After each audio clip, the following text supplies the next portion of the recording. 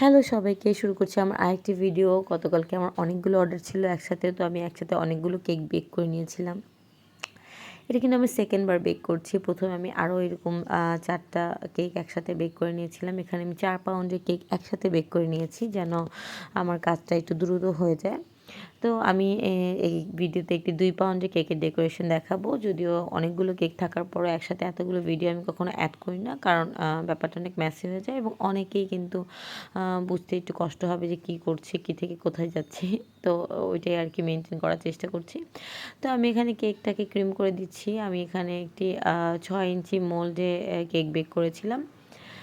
তারপর এখানে একটি ক্রিম করে কিছুক্ষণ রেস্ট নিয়ে রেখে তারপর কেকের যে আনইভেন পার্টসগুলো ছিল সেগুলো আমি কাট করে তারপরে কেকটা ক্রাম কোট করে দিচ্ছি।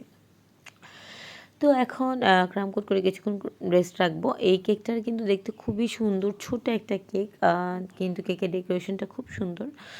প্রিন্সেস থিম কেক, এই কেকটার ডেকোরেশনটা করতে যেয়ে আমার খুবই ভালো লেগেছে। এটা আমার এই ডিজাইনে করা 3rd বা 4th কেক হতে পারে।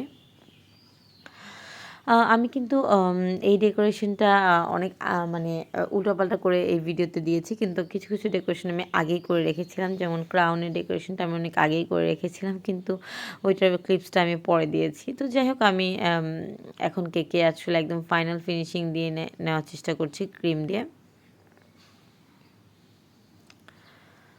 তো খুব ভালো করে চারপাশ দিয়ে ক্রিম দিয়ে তারপর নিট ফিনিশিং দেওয়ার পর কেকটাকে কিছুক্ষণ রেস্ট নিয়ে আমি তারপর ডেকোরেশন পার্টে চলে যাব। তো এখানে আমার অনেকগুলো প্রিন্সেসের প্রিন্ট করা আছে। তো এগুলো আমি একটা ফন্ডেন্ট বেলি, তারপর সেটার মধ্যে যতগুলো প্রিন্সেস লাগবে ঠিক ততগুলো প্রিন্সেস দিয়ে তারপরে একটা শেপে এনে নেওয়ার চেষ্টা করছি। এখানে প্রিন্সেসগুলোর ড্রেস ছিল এক একটার এক এক কালারে। তো আমি ওই ড্রেসগুলো ছোট ছোট করে তারপরে লাগিয়ে দেওয়ার চেষ্টা করছিলাম। তো আমি আমার সাইজ এবং শেপ মতো লাগাচ্ছিলাম, যেহেতু অনেকগুলো ড্রেস একসাথে, তো ওইভাবে করে দিতে হবে। তো এরপর আমি কিন্তু কেকের যে ক্রাউনটা লাগবে ওই ক্রাউনটা করে নিচ্ছি।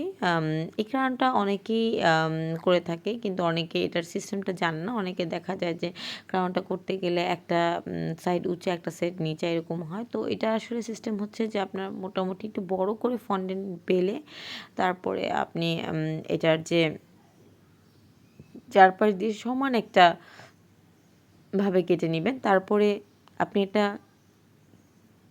মেজারমেন্ট করে নেবেন যে আপনার এইরকমভাবে কাটিংগুলো করতে হবে। তো আমি আসলে একবার 2বার মেজারমেন্ট করে তারপর কেটে নিচ্ছিলাম, দেখতে পাচ্ছেন। তারপর কিন্তু আমার মোটামুটি একটা আন্দাজ হয়ে গিয়েছে যে হ্যাঁ, আচ্ছা ভিগুলো এভাবে করে যদি আমি কাটি দেন এভাবে করে আমার একটা পারফেক্ট একটা শেপ চলে আসবে। তো আমি বাকি কাটিংগুলো আমি চোখের আন্দাজে তারপর করে ফেলছিলাম। তো আমি মোটামুটি প্রত্যেকটা যে কাট ছিল সেটা একদম সমান করার চেষ্টা করছি। সমান না করলে কিন্তু এই ক্রাউনটা দেখতে একদমই ভালো লাগে না। তো আমি যখন ঘুরিয়ে দেখছিলাম তখন দেখছিলাম যে কীভাবে করে এটার শেপটা ঠিক হবে। তো আমি ওইভাবে করে তারপর এটা লাগিয়ে দিচ্ছিলাম। এটা মোটামুটি আমি একদিন আগে মেক করেছি এই ক্রাউনটা। এটা কিন্তু লাস্ট টাইম করলে একদমই হবে না, তাহলে এটা সেট হয় না। এরপর আমি সব কিছু একসাথে সেট করে দিচ্ছি। উপরে ক্রাউন দিয়ে দিলাম এবং যে প্রিন্সেস